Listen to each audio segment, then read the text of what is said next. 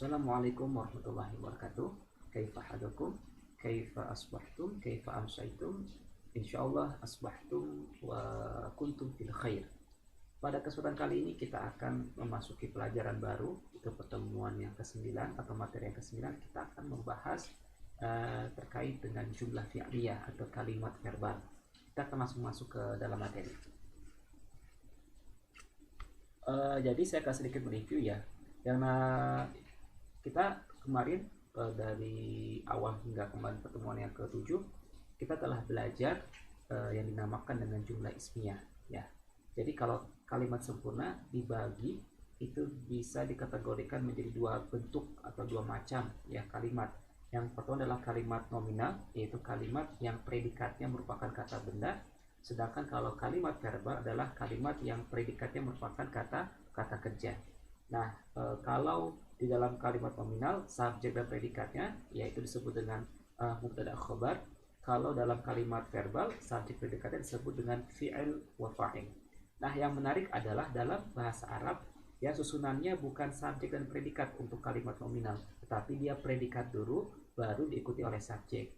Jadi dibalik. Nah, jadi ciri khas dari kalimat nominal dalam bahasa Arab adalah yang disebutkan adalah pekerjaannya dulu atau kata kerjanya dulu baru diikuti oleh fa'il atau pelaku sebagai subjek dari sebuah kalimat verbal. Contoh, dzahaba Muhammadun.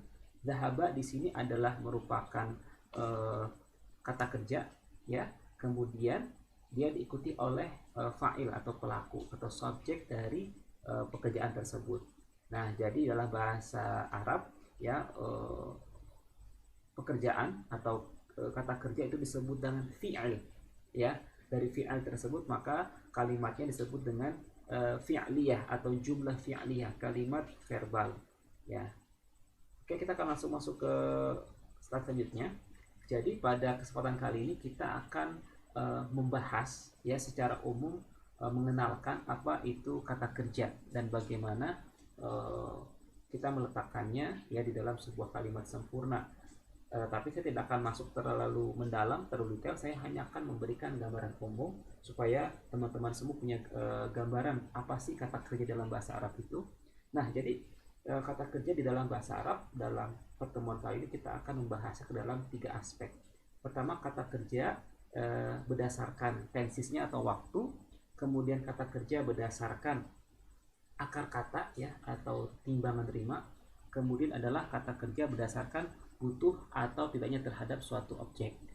Nah, yang pertama adalah kata kerja berdasarkan waktunya.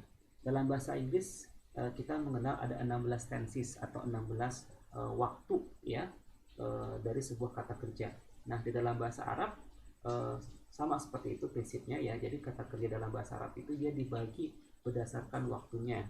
Dibagi berdasarkan waktunya akan menghasilkan 3 macam bentuk. Yang pertama adalah kata kerja berkala lampau atau past tense ya dalam bahasa Inggris. Kita menyebutnya dalam bahasa Arab sebagai fi'lul madhi. Kemudian kata kerja berkala sekarang atau yang disebut dengan fi'lul mudhari'. Nah, kemudian terakhir adalah kata kerja perintah atau disebut dengan fi'lul amr. Ya, jadi kata kerja dalam bahasa Arab kalau dibagi berdasarkan waktunya maka akan menghasilkan 3 bentuk. Pertama adalah fi'lul madhi, kata kerja lampau, fi'lul mudhari, kata kerja berkala hadir atau sekarang, kemudian fi'lul amr, kata kerja perintah. Nah, sedangkan kalau berdasarkan akar katanya ya, jadi bahasa Arab itu ya kata kerja dalam bahasa Arab itu kalau kita breakdown, kalau kita kita printilin gitu ya, itu terdiri dari 3 huruf asli yang akan saya jelaskan nanti di slide berikutnya. Nah, 3 huruf asli ini kalau kita bahas ya, kalau kita kita kembangkan maka dia akan menghasilkan 6 varian bentuk ya, 6 varian bentuk pola irama harokat ya. Intinya adalah kata dalam bahasa Arab itu punya 3 huruf asli. Nah, 3 huruf asli ini disebut dengan fa'ul fi'il untuk huruf yang pertama. Untuk huruf yang kedua disebut dengan ainul fi'il, sedangkan huruf yang ketiga disebut dengan lamul fi'il. Dari komposisi 3 harokat ya, harokat dari ketiga kata ini ya nanti akan menghasilkan 6 bentuk irama atau 6 timbangan atau 6 wazan yang akan saya jelaskan secara rinci pada slide selanjutnya. Kemudian kita juga akan mempelajari pembagian fi'il berdasarkan butuh atau tidaknya terhadap suatu objek. Ya, berdasarkan butuh atau tidaknya suatu objek, maka fi'il dapat dibedakan atau dibagi menjadi dua macam. Pertama adalah kata kerja intransitif atau yang dalam bahasa Arab disebut dengan fi'il lazim, yaitu sebuah kata kerja yang tidak membutuhkan objek. Sedangkan kata yang kedua adalah kata kerja yang kedua adalah fi'lul muta'addi, yaitu kata kerja transitif, itu kata kerja yang membutuhkan objek.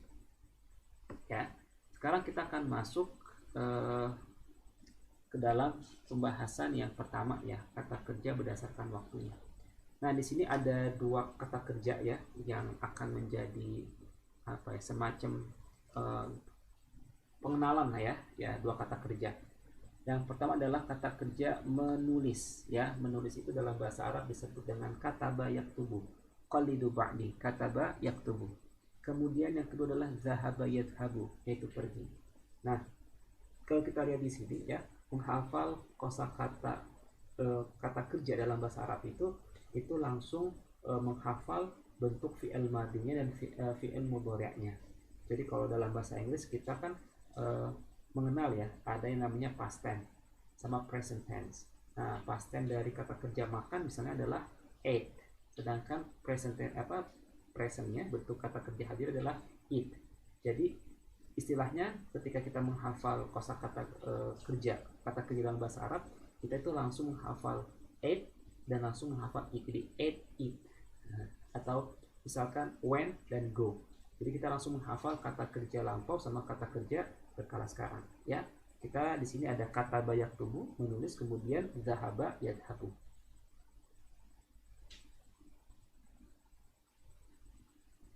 Nah, sebelum saya masuk ke dalam pembahasan fi'il madhi, fi'il mudhari sama fi'il amr ya, secara general, di sini yang perlu kita tekankan adalah bahwasanya kata kerja atau jumlah fi'ilnya itu adalah kalimat yang predikatnya adalah kata kerja.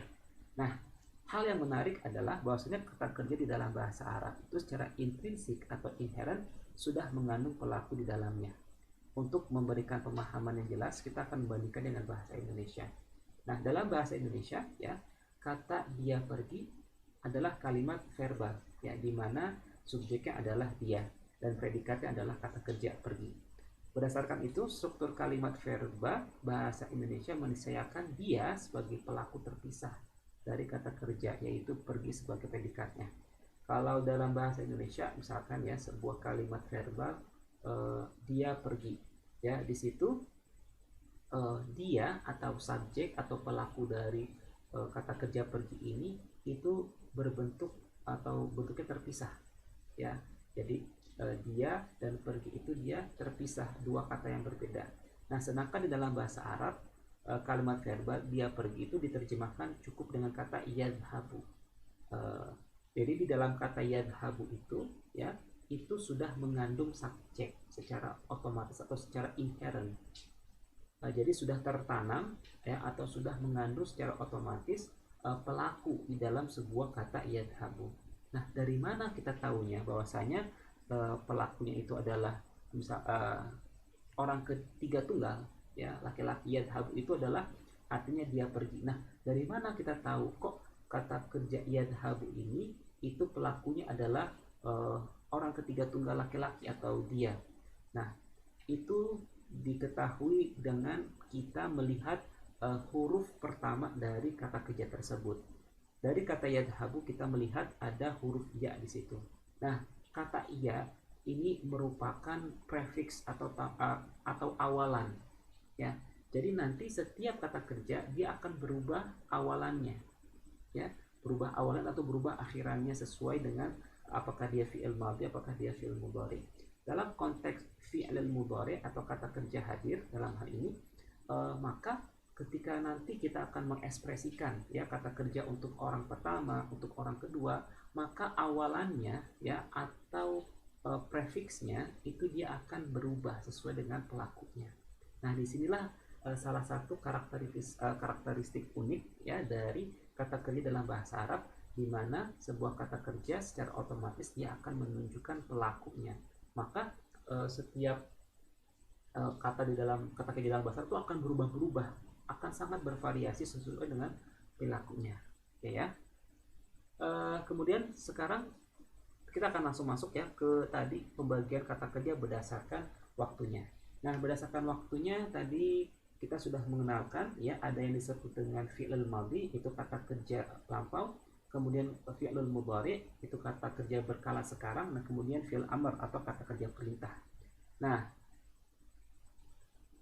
ya kalau di sini mohon maaf, ini uktubnya dia kepotong ya.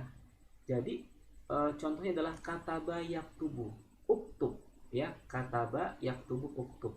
Kataba dalam hal ini ya, ini merupakan kata kerja berkala lampau atau fi'il madhi.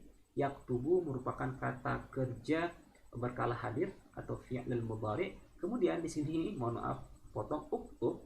Uktub itu merupakan fi'il amr atau kata kerja perintah.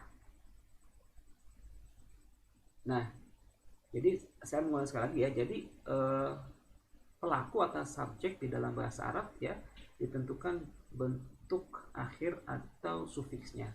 Nah, kalau kita lihat dalam konteks fi'il amr, fi'il madhi ya, kita akan menemukan bahwasanya ya untuk meletakkan pelaku ya, untuk menunjukkan pelaku dari sebuah pekerjaan, baik dari fi'il madhi kata kerja berkala lampau ataupun fi'il mudhari kata kerja berkala sekarang, maka kita akan ya memberikan awalan atau memberikan akhiran untuk menunjukkan identitas pelaku dari pekerjaan tersebut.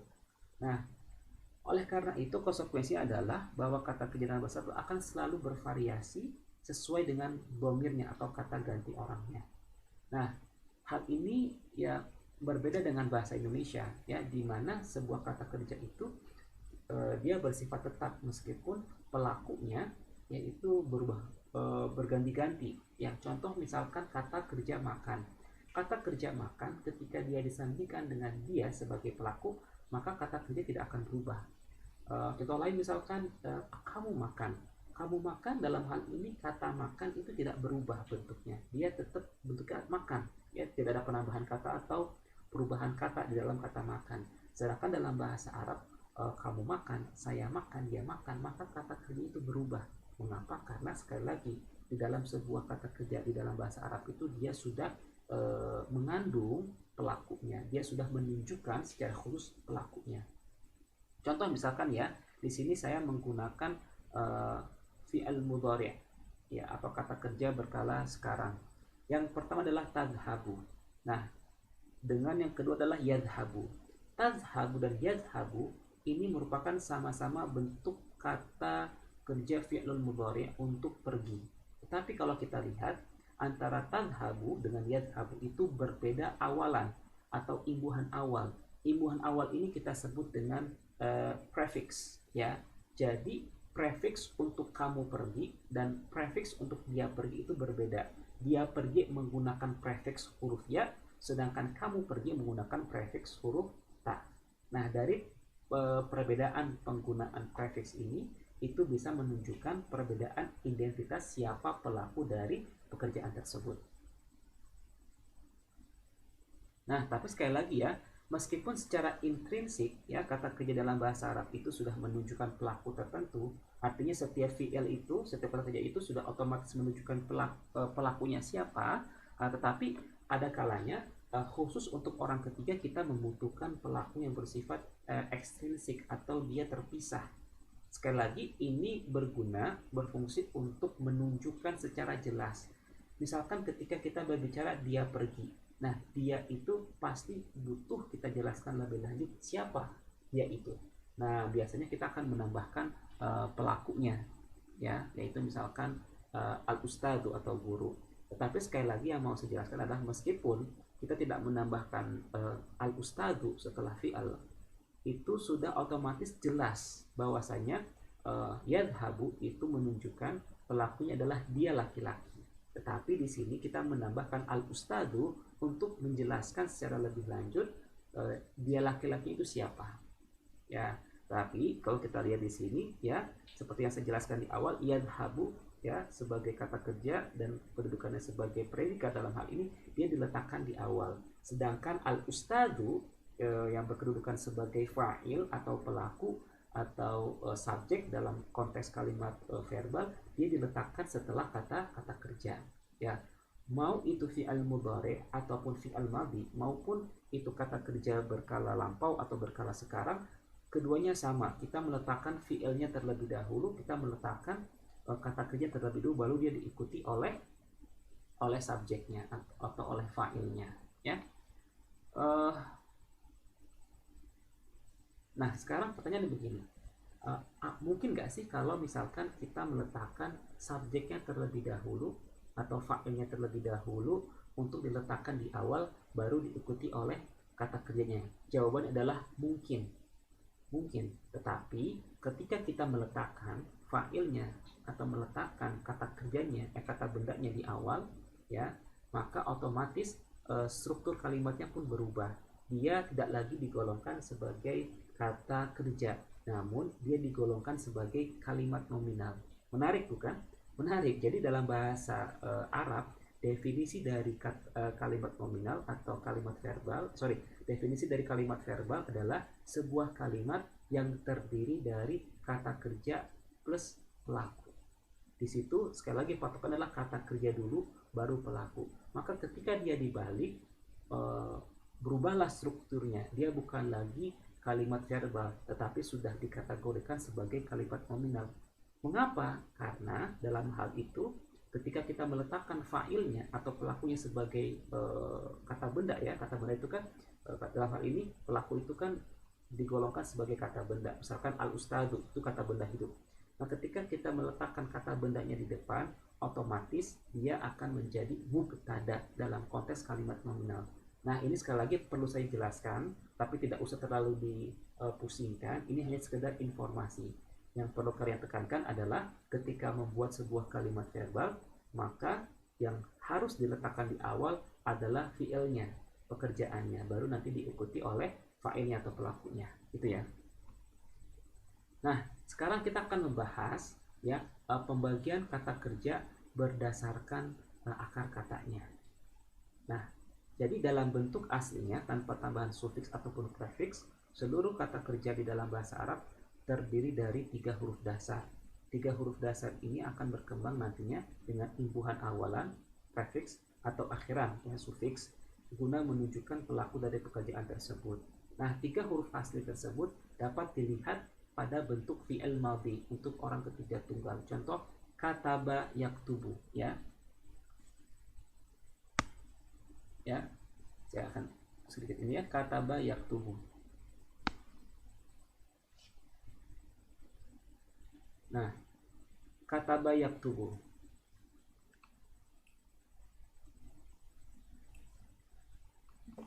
Mohon maaf ya, saya akan sebentar ini. Oke, jelas. Oke. Nah, ya. Kalau kita lihat di sini, ya, ada kata katabah, ya, katabah. Nah, katabah adalah fi'il madhi untuk orang ketiga tunggal laki-laki atau dia laki-laki. Jadi ketika kita menghafalkan sebuah kata kerja dalam bahasa Arab, contoh tadi, ya, kata bayak tubuh, itu secara default atau pengaturan awal, bentuk awalnya adalah untuk orang ketiga tunggal laki-laki. Nah, jadi ketika kita menghafal seluruh kosakata kata kerja dalam bahasa Arab, itu defaultnya itu langsung mengacu kepada dia laki-laki, baik untuk fi'il madhinya maupun fi'il mudhari'nya. Nah, untuk melihat asal kata kerja dalam sebuah bahasa Arab, kita dapat melihat bentuk fi'il madhinya atau melihat kata kerja lampaunya yang terdiri dari 3 kata. Contoh, ya, kataba. Nah, di sini ada 3 huruf. Huruf yang pertama yaitu disebut dengan fa'ul fi'al. Huruf yang kedua disebut dengan lamul ainul fi'al. Sedangkan huruf yang ketiga disebut dengan lamul fi'al. Nah, jadi dari 3 huruf ini nanti akan berkembang, ya, baik dia ditambahkan dengan imbuhan, awalan atau yang disebut dengan prefix dalam fi'il mudhari'nya, ataupun nanti dia ditambahkan dengan imbuhan di akhir atau disebut dengan sufiks ya. Atau juga nanti dari ketiga huruf asli ini akan berkembang menjadi kata benda. Contoh kataba ya, dia nanti bisa berkembang menjadi maktabun, meja. Jadi kata maktabun itu merupakan pengembangan dari kataba, menulis. Maktabun artinya tempat menulis ya. Di situ kita bisa melihat dari tiga huruf asli itu dia nanti bisa ditambahkan berbagai macam huruf ya, baik di awal maupun di akhir, yang akan menunjukkan perubahan morfologi, tentunya akan berkonsekuensi terhadap perubahan arti. Intinya adalah gini, tiga huruf asli ini ya, yang pertama disebut dengan fa'ul fi'al, huruf yang pertama, kemudian ainul fi'al huruf yang ketiga, dan lamul fi'al untuk huruf yang terakhir. Nah, dari ketiga bentuk huruf tadi ya, kita ketika dikembangkan ya, kalau kita menganalisa berdasarkan tiga huruf asli ini, seluruh kata kerja dalam bahasa Arab itu nanti dia akan berbentuk 6 irama ya. Jadi nanti jangan sampai bingung, kok ada kata kerja yang harokatnya itu beda-beda antara ainul fi'al, fa'ul fi'alnya, ainul fi'alnya, lamul fi'alnya. Ada kata kerja yang ainul fi'alnya ya, ini namanya ainul fi'al, itu harokatnya kasroh. Tetapi nanti kita juga bisa melihat ada kata kerja yang ainul fi'alnya harokatnya fathah ya. Atau juga nanti kita bisa melihat ada ainul fi'al yang harokatnya dhammah. Nah, jadi dari tiga huruf asli ini ya, itu nanti akan menghasilkan 6 bentuk irama. Apa sih maksudnya irama ya? Contoh ya, kita kalau melihat ainul fi'al atau huruf kedua dari fi'il madinya, ini harokatnya adalah kasroh. Sedangkan ainul fi'alnya di fi'il mudhari', nah atau huruf kedua ya. Kenapa disebut dengan huruf kedua? Karena huruf ya di sini merupakan tambahan atau disebut dengan prefix.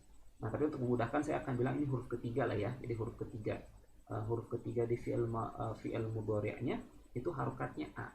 Ya, ini dapat digolongkan sebagai irama i dan a, atau dalam wazan timbangan fa'ila yaf'alu. Ya. Kalau yang kedua ini timbangan adalah i dan i. Ya, jadi huruf keduanya ainul fi'alnya, ainul fi'al dari fi'il madinya, huruf kedua dari fi'il madinya harokatnya i. Sedangkan huruf ketiga dari fi'il mudhari harokatnya i atau konsonan i. Maka ini disebut dengan irama i. Kalau yang bawahnya itu uu, ba'uda yab'udu. Kalau ini iramanya au, kataba yaktubu. Kalau ini fataha yaftahu, aa. Kalau ini jalasa yajlisu, a dengan i, ai. Jadi ada 6 irama. Jadi kalau nanti kita melihat seluruh kata kerja dalam bahasa Arab itu akan mengikuti 6 irama ini, ya. Nah, sekarang kita akan masuk yang terakhir ya, kata kerja berdasarkan butuh atau tidaknya terhadap suatu objek.